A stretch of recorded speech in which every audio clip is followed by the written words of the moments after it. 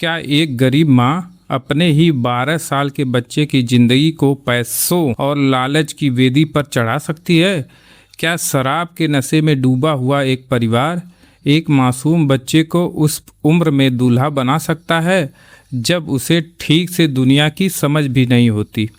क्या वह छोटा लड़का अपने परिवार से खिन्न आकर उनके साथ रह पाएगा? दोस्तों, आगे की कहानी को डिटेल में जानने के लिए आप इस वीडियो को अंत तक ज़रूर सुनिए।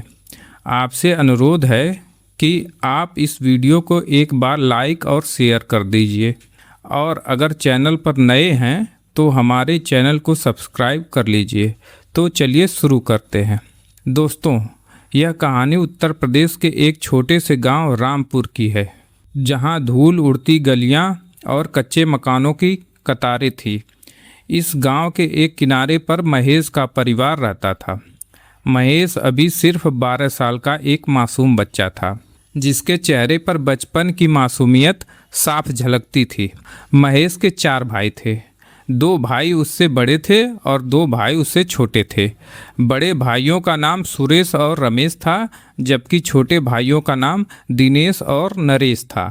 इस पूरे परिवार की एक ही सबसे बड़ी कमजोरी थी, और वह थी नशे की बुरी लत। महेश को छोड़कर घर के चारों भाई दिन रात शराब और दूसरे नशे में डूबे रहते थे। उनके लिए सुबह की शुरुआत ही शराब की बोतल से होती थी और रात भी उसी गंदे नशे के साथ खत्म होती थी। नशे की इस भयानक आदत के कारण घर में हर दिन भयंकर लड़ाई झगड़ा होता रहता था। बर्तन टूटते थे, गलियां गूंजती थी और पड़ोस के लोग तमाशा देखने के लिए इकट्ठा हो जाते थे। महेश के पिता भी इस नशे की आदत के शिकार थे। वह दिन भर मजदूरी करते और जो पैसा मिलता उसकी शराब पी जाते। एक दिन अत्यधिक शराब पीने के कारण उनके लीवर ने काम करना बंद कर दिया और उनकी तड़प तड़प के मौत हो गई। पिता की मौत के बाद भी भाइयों ने कोई सबक नहीं सीखा। उनकी नशे की लत कम होने की बजाय और ज़्यादा बढ़ गई। उसके सभी भाई कहते थे कि वह बहुत गम में हैं, इसलिए वह मदिरा पीते हैं। घर की पूरी जिम्मेदारी अब महेश की माँ राजेश्वरी के कंधों पर आ गई थी। राजेश्वरी स्वभाव से बेहद लालची और चालाक महिला थी। उसे अपने बच्चों के भविष्य की कोई चिंता नहीं थी, बल्कि उसे सिर्फ पैसों से मतलब था। वह हमेशा इसी ताक में रहती थी कि कहीं से भी उसके हाथ में मोटा पैसा आ जाए। महेश इस सब माहौल में बहुत घुटता था। वह पढ़ना चाहता था, स्कूल जाना चाहता था और एक अच्छा इंसान बनना चाहता था, लेकिन उसके घर का माहौल उसके सपनों का दम घोंट रहा था। वह अक्सर घर के एक कोने में बैठकर रोता रहता था और भगवान से यही प्रार्थना करता था कि उसका जीवन शायद कभी बदल जाए।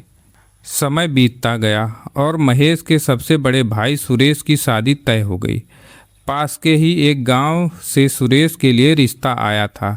लड़की का नाम राधा था।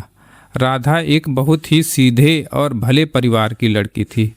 राजेश्वरी ने इस शादी के लिए इसलिए हाँ की थी क्योंकि लड़की वाले अपनी हैसियत से ज़्यादा दहेज देने के लिए तैयार थे। राजेश्वरी के मन में लालच की आग सुलग रही थी। उसे अब शांत होने का रास्ता मिल गया था। वह दिन रात सिर्फ उसी मोटे दहेज के बारे में सोचती रहती थी जो शादी में मिलने वाला था। आखिरकार शादी का वह दिन भी आ गया। पूरे घर में मेहमानों की भीड़ इकट्ठा हो गई थी।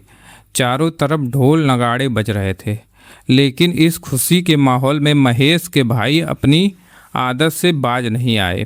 सुरेश ने अपनी शादी के ही दिन इतनी ज़्यादा शराब पी ली कि वह अपने पैरों पर खड़ा भी नहीं हो पा रहा था। जब बारात निकलने का समय आया तो सुरेश बिल्कुल बेहोश होकर ज़मीन पर गिर पड़ा। उसके मुंह से झाग निकल रहा था और वह पूरी तरह से नशे में धुत था। उसे होश में लाने के लिए चेहरे पर पानी डाला गया। उसे उठाने की कोशिश की गई, लेकिन सब बेकार रहा। वह हिलने डुलने की स्थिति में बिल्कुल नहीं था। यह देखकर घर में हड़कंप मच गया।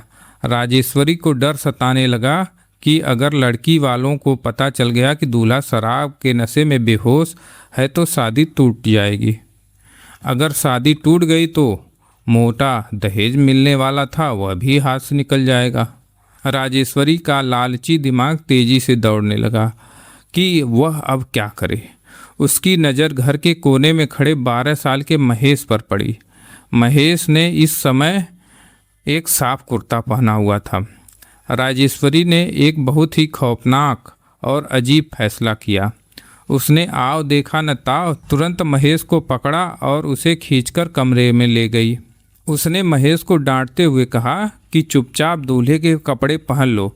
महेश यह सुनकर बुरी तरह डर गया। उसने रोते हुए अपनी माँ से कहा कि मैं तो अभी बहुत छोटा हूँ, मेरी उम्र तो पढ़ने की है, मैं शादी कैसे कर सकता हूँ। लेकिन राजेश्वरी के सिर पर तो पैसे का भूत सवार था। उसने महेश को एक जोरदार थप्पड़ मारा और धमकी दी कि अगर उसने चुपचाप सेहरा नहीं बांधा तो वह उसकी जान ले लेगी। महेश के बाकी भाई भी नशे में थे, इसलिए उन्होंने भी अपनी मां की इस घिनौनी चाल का समर्थन किया। रोते बिलखते 12 साल के महेश को जबरन दूल्हे की पोशाक पहना दी गई। उसके चेहरे पर बड़ा सा सेहरा बांध दिया गया ताकि कोई उसका छोटा चेहरा न देख सके। बारात रवाना हुई और महेश को दूल्हा बनाकर स्टेज पर बैठा दिया गया। शादी के मंडप में चारों तरफ मंत्र पढ़े जा रहे थे। महेश का दिल जोर जोर से धड़क रहा था। उसकी आंखों में लगातार आंसू बह रहे थे, लेकिन उसके चेहरे के पीछे उन आंसुओं को कोई देखने वाला नहीं था। राधा को भी इस बात का जरा सा भी अंदाजा नहीं था कि जिस लड़के के साथ उसके फेरे हो रहे हैं वह कोई वयस्क पुरुष नहीं बल्कि एक 12 साल का छोटा बच्चा है। घूंघट के कारण और सेहरे की ओट की वजह से यह भयानक सच सबके सामने आने से बच गया था। शादी की सारी रस्में पूरी हो गई। राजेश्वरी को उसका मनपसंद मोटा दहेज मिल गया। वह पैसों और गहनों को देखकर फूली नहीं समा रही थी। अगले दिन राधा विदा होकर महेश के घर आ गई। जब घर में शादी के बाद की रस्में शुरू हुई और महेश का सेहरा हटाया गया तो राधा के पैरों तले जमीन खिसक गई। वह यह देखकर सन्न रह गई कि उसका पति तो एक छोटा सा बच्चा है। उसने जोर जोर से रोना और चिल्लाना शुरू कर दिया।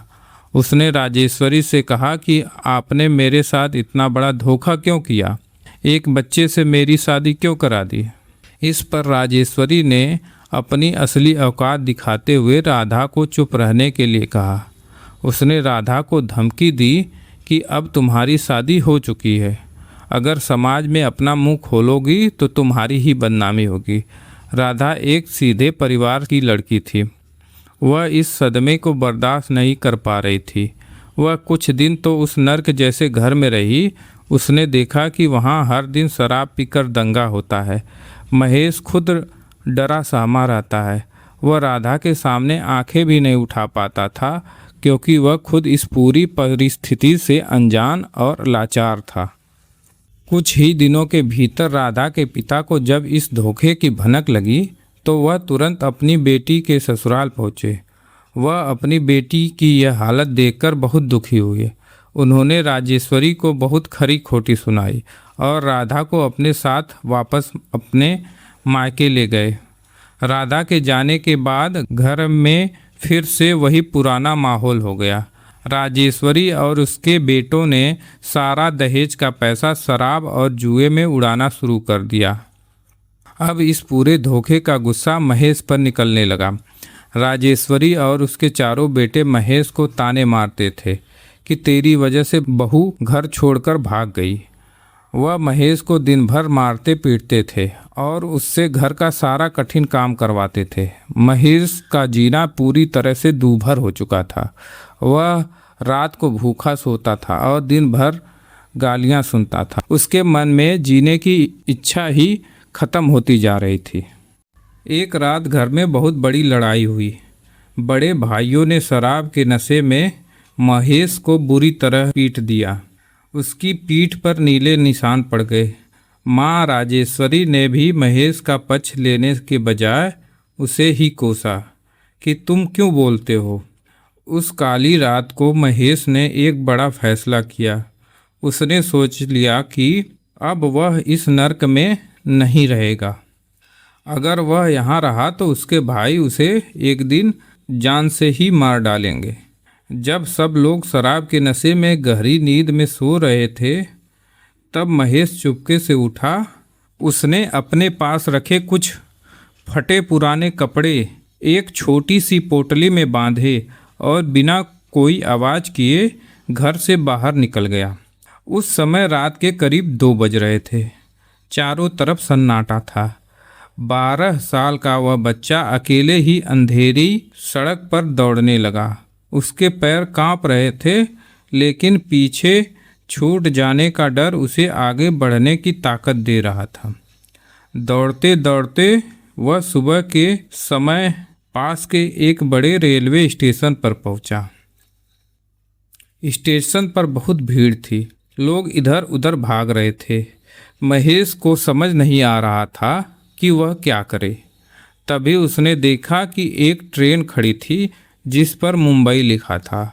उसने कई बार लोगों के मुंह से सुना था कि मुंबई सपनों का शहर है और वहाँ कोई भूखा नहीं मरता। बिना टिकट के डरा हुआ महेश उस ट्रेन के एक कोने में जाकर बैठ गया। ट्रेन चल पड़ी। सफ़र बहुत लंबा और कष्टदायक था। महेश के पास न तो खाने के लिए कुछ था और न ही पीने के लिए पानी। वह ट्रेन की सीट के नीचे छिपकर बैठ गया ताकि कोई टीटीई उसे देख न ले। 2 दिनों के सफ़र के बाद आखिरकार ट्रेन मुंबई के एक बहुत बड़े और व्यस्त स्टेशन छत्रपति शिवाजी टर्मिनस पर आकर रुकी। जब महेश ट्रेन से उतरा तो वह मुंबई की विशालता को देखकर दंग रह गया। ऊंचे ऊंचे भवन, लोगों की भारी भीड़ और तेज रफ्तार में चलती गाड़ियां देखकर वह बुरी तरह घबरा गया। वह स्टेशन के एक सुनसान कोने में जाकर बैठ गया। उसकी भूख के मारे आंतें कुलकुला रही थी। उसका गला सूख चुका था और शरीर में बिल्कुल भी ताकत नहीं बची थी। उसे अपनी माँ की याद आ रही थी, अपने घर की याद आ रही थी। भले ही वह घर नर्क था, लेकिन वह उसकी जानी पहचानी जगह थी। अब इस अजनबी शहर में उसका कौन ही था?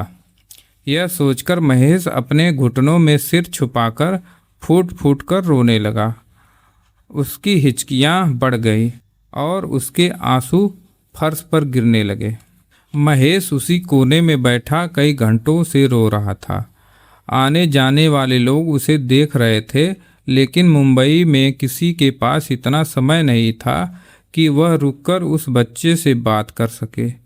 मुंबई अपनी ही धुन में भाग रही थी, लेकिन कहते हैं कि जब इंसान के सारे रास्ते बंद हो जाते हैं तो भगवान किसी न किसी को जरिया बनाकर जरूर भेजता है। उसी समय स्टेशन के उस हिस्से से एक बहुत ही प्रभावशाली व्यक्ति गुजर रहे थे। उनका नाम महेंद्र प्रताप था।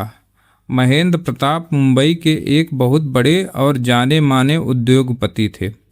वह स्वभाव से अत्यंत दयालु, गंभीर और परोपकारी व्यक्ति थे। उनके पास धन दौलत की कोई कमी नहीं थी। ट्रेन से उतरकर वह अपनी महंगी कार की तरफ बढ़ रहे थे कि अचानक उनकी नज़र कोने में बैठे उस रोते हुए बच्चे पर पड़ी। महेंद्र प्रताप के कदम वहीं रुक गए। उन्होंने देखा कि लड़का भले ही फटे पुराने कपड़े में है, लेकिन उसके चेहरे पर अजीब सी मासूमियत और तेज है। उसकी हालत देखकर साफ लग रहा था कि वह किसी बड़ी मुसीबत में है। महेंद्र प्रताप ने अपने बॉडीगार्ड को रुकने का इशारा किया और वह खुद चलकर उस बच्चे के पास गए। उन्होंने बहुत ही प्यार से महेश के कंधे पर हाथ रखा। एक अनजान स्पर्श पाकर महेश चौंक गया और वह अपना सिर ऊपर उठाया। उसने देखा कि उसके सामने एक ही बहुत अच्छे और अमीर दिखने वाले अंकल खड़े हैं। महेंद्र प्रताप ने अपनी जेब से एक साफ रुमाल निकाला और महेश के आंसू पोंछते हुए बहुत ही मधुर आवाज़ में पूछा कि बेटा, तुम्हारा नाम क्या है? तुम यहाँ अकेले बैठकर क्यों रो रहे हो? तुम्हारे माता पिता कहाँ हैं? एक अपनेपन की आवाज़ सुनते ही महेश के सब्र के बांध जैसे टूट गए। उसने रोते रोते महेंद्र प्रताप को सब कुछ बता दिया। उसने बताया कि कैसे उसका परिवार नशे में डूबा रहता है, कैसे उसकी माँ ने लालच में आकर उसकी 12 साल की उम्र में जबरन शादी करा दी और कैसे उसके भाई उसे मारते पीटते थे, जिसके कारण वह घर छोड़कर भाग आया है। महेश की यह दर्द भरी दास्तान सुनकर महेंद्र प्रताप का दिल पसीज गया। उनकी आंखों में भी आंसू आ गए।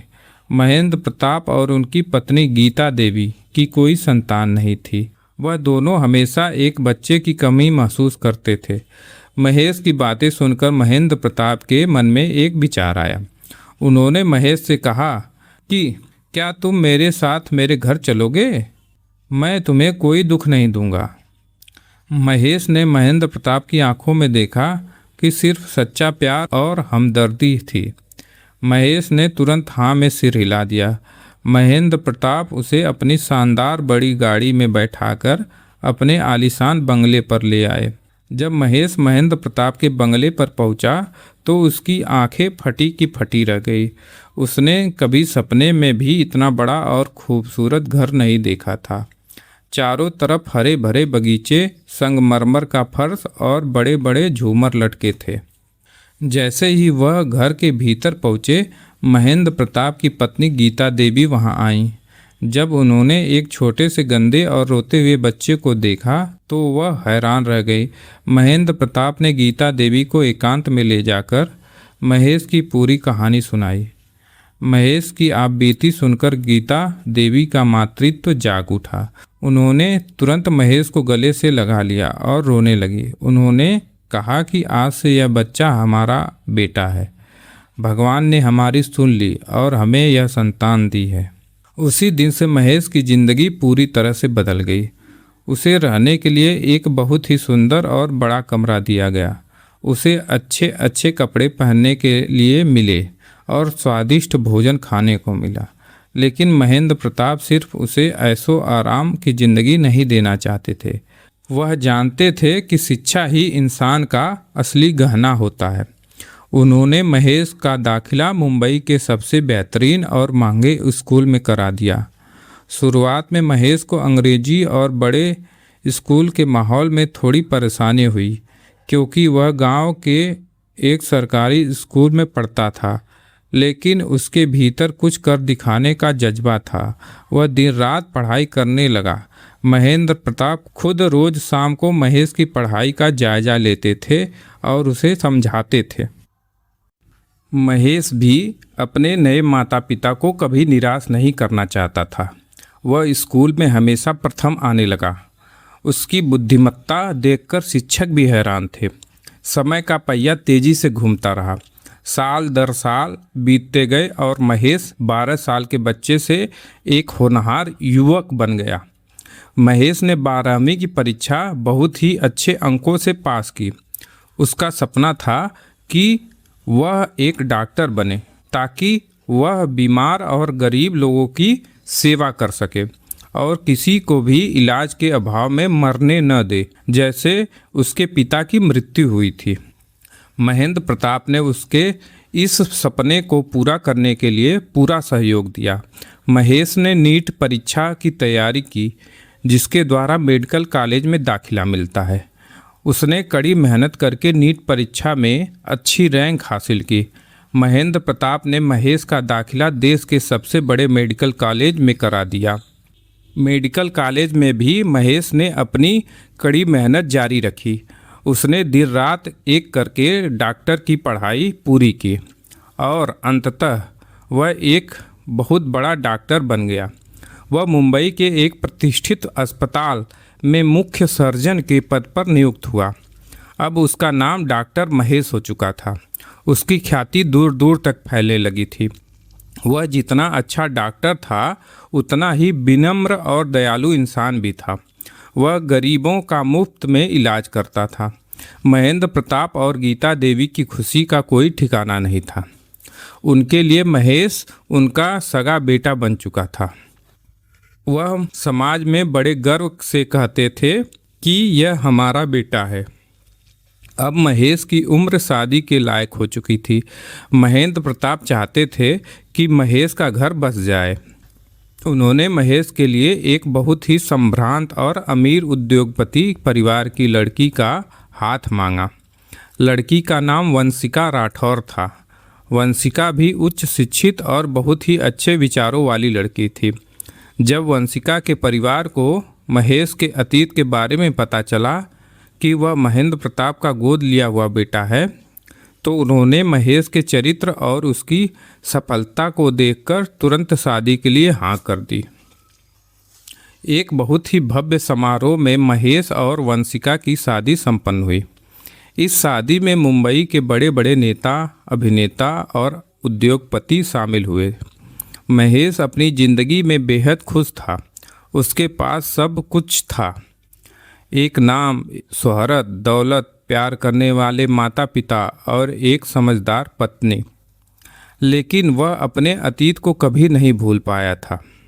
वह हमेशा भगवान का शुक्रिया अदा करता था कि उन्होंने उसे महेंद्र प्रताप जैसा पिता दिया।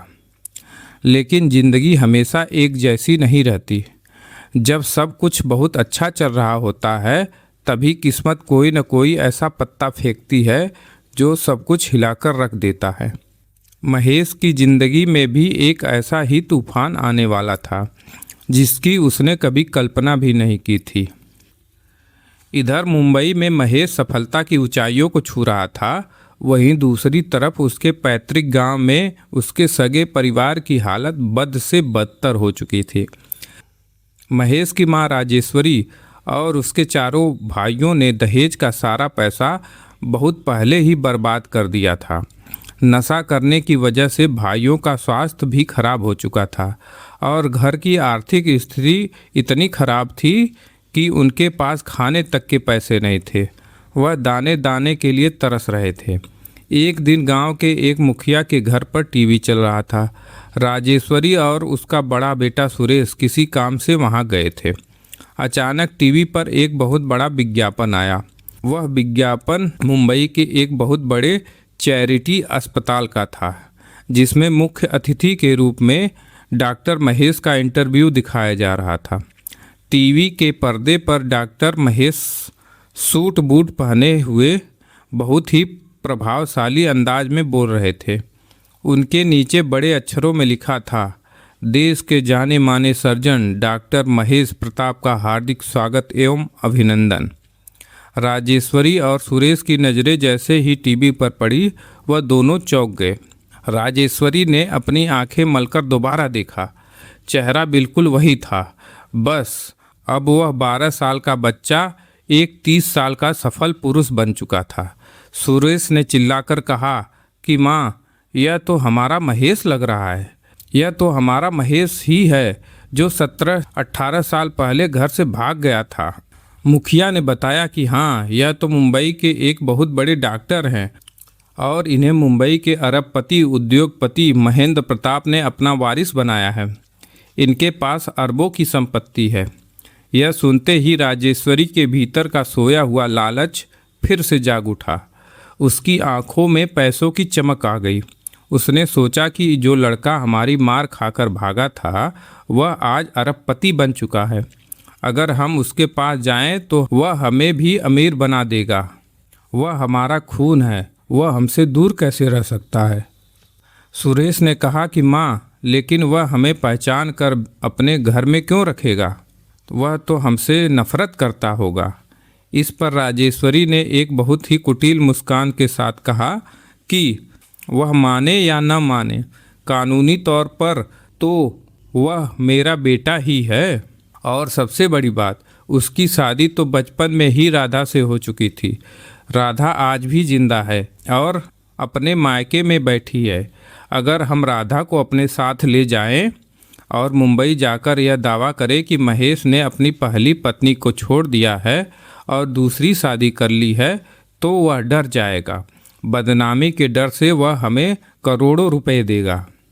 राजेश्वरी और उसके बेटों ने तुरंत एक बहुत ही घिनौनी साजिश रची। वह अगले ही दिन राधा के गांव पहुँचे। राधा पिछले कई सालों से अपने मायके में एक सादा और पवित्र जीवन जी रही थी। उसने कभी दूसरी शादी नहीं की थी, क्योंकि उसके समाज में एक बार शादी होने के बाद दूसरी शादी को अच्छा नहीं माना जाता था। वह एक तरह से परित्यक्त जीवन जी रही थी। राजेश्वरी ने राधा के पिता के सामने जाकर हाथ जोड़ लिए और झूठे आंसू बहाते हुए कहा कि समधी जी, हमसे बहुत बड़ी भूल हुई थी, लेकिन आज हमारा बेटा महेश बहुत बड़ा आदमी बन गया है। वह मुंबई में रहता है। हम अपनी बहू राधा को उसका हक दिलाने के लिए मुंबई ले जाना चाहते हैं। हम चाहते हैं कि राधा अब महारानी की तरह जिए। राधा और उसके पिता पहले तो तैयार नहीं हुए, क्योंकि वह जानते थे कि राजेश्वरी कितनी लालची है। लेकिन जब राजेश्वरी ने टीवी वाली बात बताई और कहा कि राधा का महेश ही असली पति है और उसे अपनी पत्नी को रखना ही होगा, तो राधा के मन में भी एक उम्मीद जाग गई। उसे लगा कि शायद उसकी बिखरी हुई जिंदगी अब संवर जाएगी। वह इस बात से बिल्कुल अनजान थी कि राजेश्वरी उसका इस्तेमाल केवल महेश से पैसे ऐंठने के लिए एक मोहरे के रूप में कर रही है। राधा को अपने साथ लेकर राजेश्वरी और उसके चारों भाई मुंबई की ट्रेन में बैठ गए। उनके दिमाग में सिर्फ और सिर्फ पैसा घूम रहा था। वह सोच रहे थे कि अब उनके गरीबी के दिन खत्म होने वाले हैं और वह महेश की दौलत पर ऐश करेंगे। 2 दिन बाद वह मुंबई पहुँचे। उन्होंने लोगों से पूछते पूछते और टीवी के विज्ञापन के सहारे महेंद्र प्रताप के उस आलीशान बंगले का पता निकाल लिया। जब वह बंगले के बाहर पहुँचे तो वहाँ के सुरक्षा और भव्यता को देखकर उनके मुंह खुले के खुले रह गए। महेश अपने माता पिता और पत्नी वंशिका के साथ सुबह की चाय पी रहा था।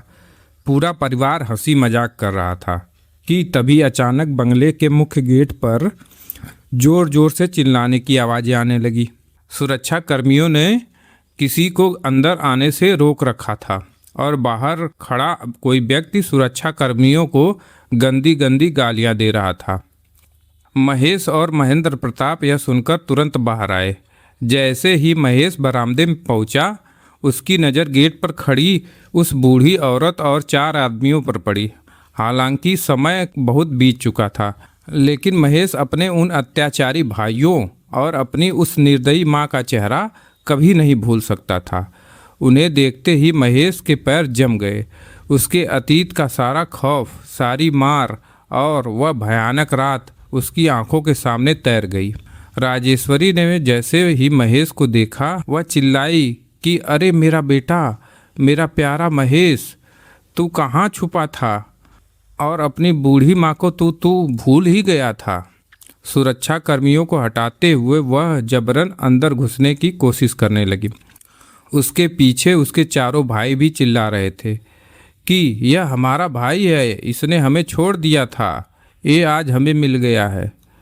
महेंद्र प्रताप ने बहुत ही शांत लेकिन सख्त आवाज़ में पूछा कि आप लोग कौन हैं और यहाँ इस तरह हंगामा क्यों कर रहे हैं। राजेश्वरी ने आगे बढ़कर कहा कि हम कौन हैं? मैं इस डॉक्टर महेश की सगी माँ हूँ और यह चारों उसके सगे भाई हैं। इसने हमसे नाता तोड़ लिया और यहाँ आकर बड़ा आदमी बन गया। और देखो, यह रही इसकी असली पत्नी राधा, जिससे इसने बचपन में शादी की थी। इसने कानून के खिलाफ जाकर यहाँ किसी दूसरी लड़की से शादी कर ली है। हम राधा को उसका हक दिलाने आए हैं। यह सुनकर वहाँ खड़ी वंशिका और गीता देवी के होश उड़ गए। वंशिका ने महेश की तरफ देखा। महेश की आंखों में डर और शर्म साफ दिख रहा था। महेंद्र प्रताप ने महेश के कंधे पर हाथ रखा और कहा कि महेश, क्या तुम इन्हें जानते हो? महेश ने कांपती हुई आवाज़ में कहा, हाँ पिताजी, यह वही लोग हैं जिन्होंने मेरा बचपन बर्बाद कर दिया था। यह मेरी वही माँ है जिसने मुझे 12 साल की उम्र में पैसों के लिए ही बेच दिया था। सुरेश ने चिल्लाकर कहा कि अब तू जो भी कहे, लेकिन तू हमारा ही खून है। या तो तू हमें इस बंगले में रहने की जगह दे, या तो हमें हर महीने लाखों रुपए दे, नहीं तो हम तेरी इज्जत मिट्टी में मिला देंगे। हम पूरी मुंबई में शोर मचा देंगे कि डॉक्टर महेश एक धोखेबाज आदमी है जिसने अपनी पहली पत्नी को छोड़ दिया है। महेंद्र प्रताप ने स्थिति की गंभीरता को भांप लिया। वह जानते थे कि यह लोग बेहद गिरे हुए और लालची हैं। उन्होंने सुरक्षा कर्मियों से कहा कि इन लोगों को अभी बंगले से बाहर निकालो। राजेश्वरी और उसके बेटों को धक्के मारकर गेट के बाहर निकाल दिया गया, लेकिन वह लोग इतनी आसानी से हार मानने वाले नहीं थे। राजेश्वरी ने गेट के बाहर ही खड़े होकर सड़क पर तमाशा करना शुरू कर दिया। वह ज़ोर ज़ोर से रोने लगी और आने जाने वाले लोगों को इकट्ठा करके कहने लगी कि देखो, इस अमीर डॉक्टर ने अपनी सगी माँ को घर से निकाल दिया। इसने अपनी पहली पत्नी को धोखा दिया है। जल्द ही यह बात मीडिया तक पहुंच गई। कुछ सनसनीखेज खबरें छापने वाले पत्रकारों ने इस खबर को लपक लिया।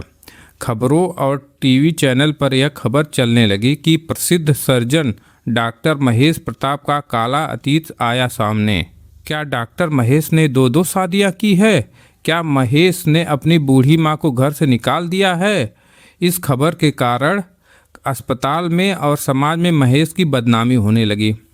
तरह तरह के सवाल सब महेश से पूछने लगे।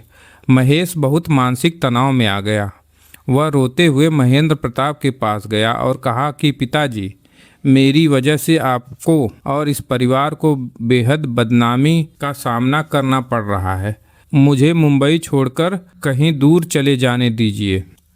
इस पर महेंद्र प्रताप ने महेश को गले से लगा लिया और कहा कि बेटा, तुम कहीं नहीं जाओगे। तुमने कोई गुनाह नहीं किया है। गुनाह उन लोगों ने किया था जिन्होंने एक बच्चे का बचपना ही छीन लिया था। अगर वह लोग कानून का सहारा लेकर हमें डराना चाहते हैं तो हम भी कानून के रास्ते से ही उन्हें जवाब देंगे। सच को परेशान किया जा सकता है, पराजित नहीं।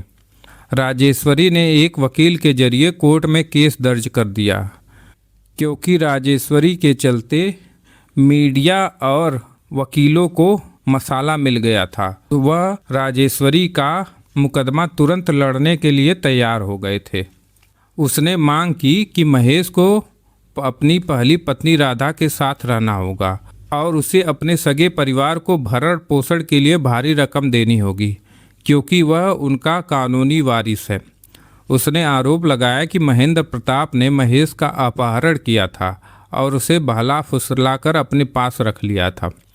मामला मुंबई की एक बड़ी अदालत में पहुंचा। इस केस को लेकर पूरे शहर में बहुत चर्चा थी। अदालत के कक्ष में भारी भीड़ जमा थी। एक तरफ डॉक्टर महेश, उद्योगपति महेंद्र प्रताप, गीता देवी और वंशिका बैठे थे। दूसरी तरफ राजेश्वरी, उसके चारों शराबी बेटे और सहमी हुई राधा बैठी थी। न्यायाधीश महोदय अपनी कुर्सी पर आकर बैठे और कार्रवाई शुरू हुई। राजेश्वरी के वकील ने बहुत ही आक्रामक अंदाज में बहस शुरू की। उसने अदालत के सामने शादी की कुछ पुरानी तस्वीरें और गांव के कुछ गवाहों का बयान पेश किया। वकील ने कहा कि हुजूर, कानून बहुत स्पष्ट है। हिंदू विवाह अधिनियम के तहत पहली पत्नी के रहते हुए दूसरी शादी करना पूरी तरह से अवैध है। डॉक्टर महेश ने राधा से शादी की थी, जिसका सबूत हमारे पास है। इसके बाद वह मुंबई भाग आए और यहाँ आकर उन्होंने अपनी पहचान छिपाई। महेंद्र प्रताप ने इस लड़के की दौलत और प्रतिभा का इस्तेमाल करने के लिए इसे अपने पास रख लिया। आज इस बूढ़ी माँ के पास रहने को घर नहीं है और भाई भूखे मर रहे हैं। इसलिए हमारी मांग है कि डॉक्टर महेश को अपनी पहली पत्नी राधा को अपनाना होगा और अपने परिवार को संपत्ति का आधा हिस्सा देना होगा।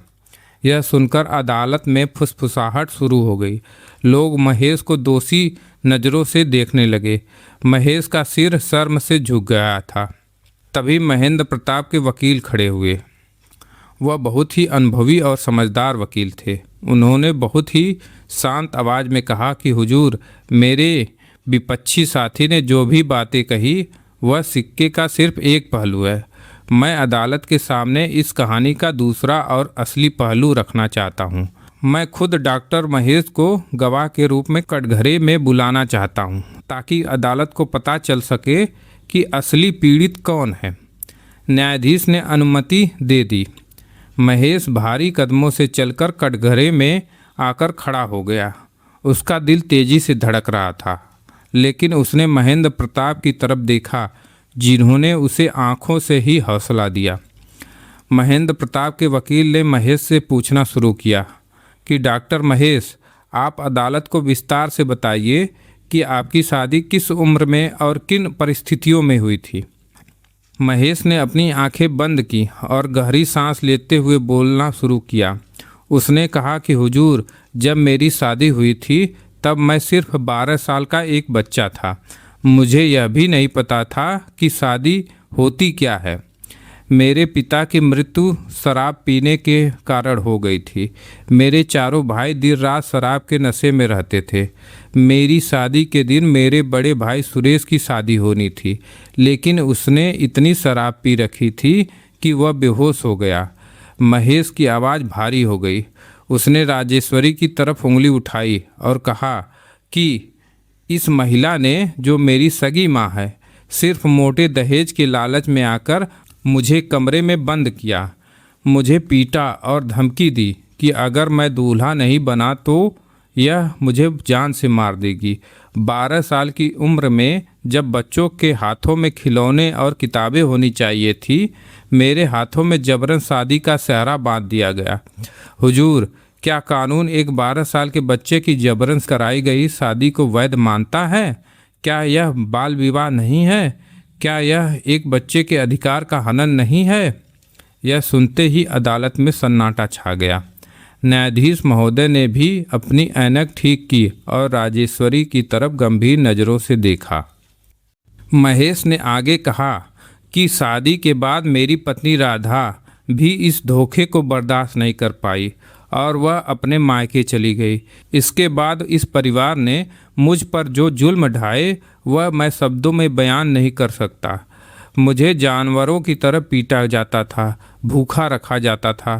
तंग आकर मैं घर से भाग गया। मैं मुंबई स्टेशन पर अकेले बैठकर रो रहा था। तब मेरे इन आदरणीय पिता महेंद्र प्रताप जी ने मुझे सहारा दिया था। उन्होंने मुझे पाला, मुझे पढ़ाया, मुझे एक अच्छा इंसान बनाया। 17 सालों तक इस सगे परिवार को मेरी याद नहीं आई। इन्होंने कभी यह जानने की कोशिश नहीं की कि इनका छोटा भाई या बेटा जिंदा भी है या मर गया।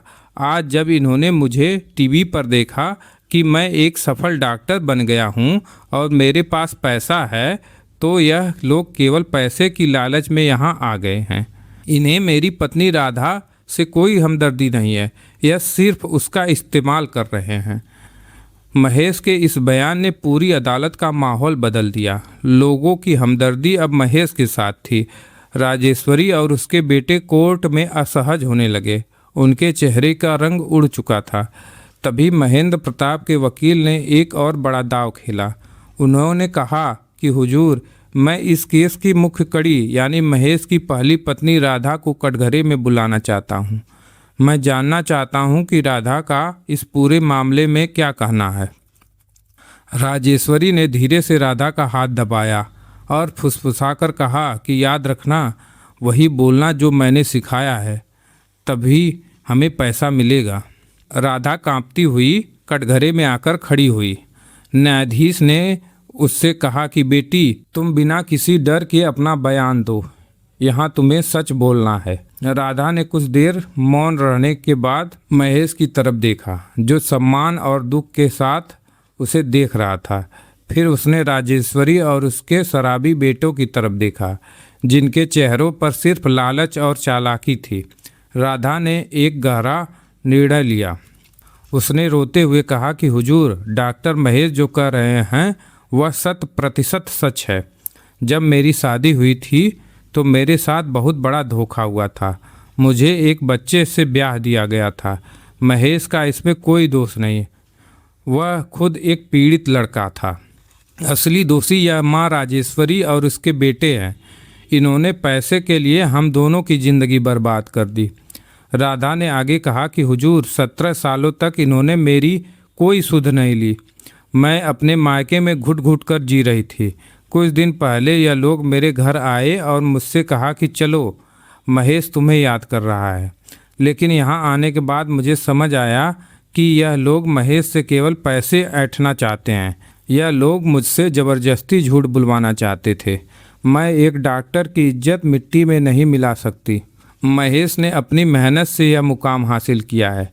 उसने जो दूसरी शादी की है वह सही है, क्योंकि वह उसकी अपनी ज़िंदगी है। मैं इस लालची परिवार के साथ कोई संबंध नहीं रखना चाहती। राधा के इस बयान ने कोर्ट में जैसे बम फोड़ दिया। राजेश्वरी और उसके बेटे चिल्लाने लगे कि यह लड़की झूठ बोल रही है, इसे पैसे खिलाए गए हैं। न्यायाधीश ने हथौड़ा थपथपाया और कहा, ऑर्डर ऑर्डर ऑर्डर। न्यायाधीश ने कहा कि शांति बनाए रखिए। दोनों पक्षों की दलीलें सुनने और गवाहों के बयान दर्ज करने के बाद न्यायाधीश महोदय ने अपना फैसला सुरक्षित रख लिया। कुछ घंटों के इंतजार के बाद अदालत फिर से बैठी और न्यायाधीश ने अपना फैसला सुनाना शुरू किया। न्यायाधीश ने कहा कि यह मामला अत्यंत संवेदनशील और समाज की आंखें खोलने वाला है। अदालत इस निष्कर्ष पर पहुंची है कि डॉक्टर महेश की पहली शादी तब हुई थी जब वह नाबालिग थे। वह विवाह पूरी तरह से बाल विवाह था, जिसे कानूनन मान्यता नहीं दी जा सकती, विशेषकर तब जब वह शादी बलपूर्वक और धोखे से कराई गई थी। इसलिए डॉक्टर महेश की दूसरी शादी पूरी तरह से वैध है और उनकी वर्तमान पत्नी वंशिका ही उनकी कानूनी पत्नी है। न्यायाधीश ने राजेश्वरी और उसके बेटों की तरफ देखते हुए कहा कि जहां तक इस लड़के के सगे परिवार का सवाल है, जिन्होंने एक 12 साल के बच्चे पर जुल्म किए, उसे घर छोड़ने पर मजबूर किया और 17 सालों तक उसका कोई ख्याल नहीं रखा, उन्हें इस लड़के की संपत्ति या कमाई पर कोई अधिकार नहीं है। कानून लालच को बढ़ावा नहीं देता है। लेकिन न्यायाधीश ने आगे एक महत्वपूर्ण बात जोड़ी। उन्होंने कहा कि चूंकि राधा इस पूरे घटनाक्रम में पूरी तरह से निर्दोष है और उसके साथ बचपन में धोखा हुआ था, जिसके कारण उसकी ज़िंदगी बर्बाद हुई, इसलिए अदालत मानवीय आधार पर यह तय करती है कि जब तक राधा की दूसरी शादी नहीं हो जाती, तब तक डॉक्टर महेश को अपनी मासिक आय का आधा हिस्सा राधा के भरण पोषण के लिए हर महीने देना होगा, ताकि वह सम्मानजनक जीवन जी सके। जहाँ तक इस बात का सवाल है कि डॉक्टर महेश किसके साथ रहेंगे, तो अदालत यह स्पष्ट करती है कि डॉक्टर महेश अब एक वयस्क आत्मनिर्भर व्यक्ति हैं। उन्हें पालने पोसने, शिक्षित करने और एक सफल इंसान बनाने का पूरा श्रेय श्री महेंद्र प्रताप को जाता है। उन्होंने एक अजनबी बच्चे को अपने सगे बेटे से बढ़कर प्यार किया और संस्कार दिया। इसलिए डॉक्टर महेश अपनी मर्जी के मालिक हैं और वह जहाँ चाहें, जिसके साथ चाहें रह सकते हैं। यह फैसला सुनते ही अदालत कक्ष तालियों की गड़गड़ाहट से गूंज उठा। महेंद्र प्रताप की आंखों में खुशी के आंसू आ गए। उन्होंने महेश को गले से लगा लिया। महेश ने झुककर महेंद्र प्रताप और गीता देवी के पैर छुए। यहाँ पर महेंद्र प्रताप की एक बहुत बड़ी जीत हुई थी। अदालत के इस फैसले ने समाज को एक बहुत बड़ा और गहरा संदेश दिया था। अक्सर हमारे समाज में यह धारणा बनी हुई है कि दूसरा पिता या सौतेला पिता हमेशा दुर्व्यवहार करता है, बच्चों पर जुल्म करता है और उन्हें पराया समझता है। कहानियों और फिल्मों में भी हमेशा दूसरे पिता की एक नकारात्मक छवि ही दिखाई जाती है। लेकिन महेंद्र प्रताप ने इस पूरी रूढ़िवादी सोच को बदलकर रख दिया। उन्होंने समाज को मानवता का एक ऐसा अद्भुत पाठ पढ़ाया जो सदियों तक याद रखा जाएगा। उन्होंने साबित कर दिया कि खून के रिश्ते से बड़ा दिल का रिश्ता होता है। एक सगी माँ और सगे भाइयों ने जहाँ पैसों के लालच में आकर एक मासूम बच्चे का सौदा कर दिया, उसे नर्क जैसी जिंदगी जीने पर मजबूर किया, वहीं एक अनजान व्यक्ति ने पिता का फर्ज निभाते हुए उस बच्चे को न केवल सहारा दिया, बल्कि उसे समाज का एक प्रतिष्ठित नागरिक और डॉक्टर बनाया। महेश ने अदालत के फैसले का पूरा सम्मान किया। उसने हर महीने अपनी तनख्वाह का आधा हिस्सा राधा को भेजना शुरू कर दिया। राधा ने उन पैसों से अपने गांव में एक छोटा सा स्कूल खोला, जहां वह गरीब बच्चों को पढ़ाने लगी, ताकि गांव का कोई भी बच्चा शिक्षा से वंचित न रह सके और किसी और महेश का बचपन लालच की वेदी न चढ़ सके। राजेश्वरी और उसके चारों शराबी बेटे खाली हाथ रोते हुए और पछताते हुए वापस अपने गांव लौट गए। उनका लालच ही उनका सबसे बड़ा दुश्मन बन गया था। अब गांव में भी लोग उनसे नफरत करते थे और कोई उनसे बात नहीं करना चाहता था। उनकी बची खुची इज्जत भी अदालत के चक्कर में ख़त्म हो चुकी थी। दोस्तों, यह कहानी हमें सिखाती है कि परिस्थितियां चाहे कितनी भी विपरीत क्यों न हो, अगर आपके मन में कुछ अच्छा करने की चाह है और आपको सही मार्गदर्शन मिल जाए तो आप अपनी किस्मत खुद बदल सकते हैं। और सबसे बड़ी बात, इंसानियत का रिश्ता दुनिया के हर रिश्ते से ऊपर होता है। दोस्तों, आपको महेश के संघर्ष और महेंद्र प्रताप की महानता की यह भावुक कहानी कैसी लगी? इस कहानी ने हमें सिखाया कि समाज में आज भी अच्छे लोगों की कमी नहीं है और पराये भी कभी कभी अपनों से ज़्यादा बढ़कर फर्ज निभा जाते हैं। अगर आपको यह कहानी पसंद आई हो और इससे कोई अच्छी सीख मिली हो तो इस वीडियो को लाइक और शेयर ज़रूर कीजिएगा। ऐसी ही दिल को छू लेने वाली प्रेरणादायक और रोमांचक कहानियों को लगातार सुनने के लिए हमारे YouTube चैनल सफ़र से सीख को सब्सक्राइब करना बिल्कुल मत भूलिएगा। अपने विचार कमेंट बॉक्स में ज़रूर साझा करें कि आपको हमारी कहानी कैसी लगी और आप हमारी कहानियाँ किस शहर से सुन रहे हैं। मिलते हैं अगली एक और शानदार कहानी के साथ। तब तक के लिए अपना ख्याल रखिए और सुनते रहिए सफ़र से सीख। धन्यवाद।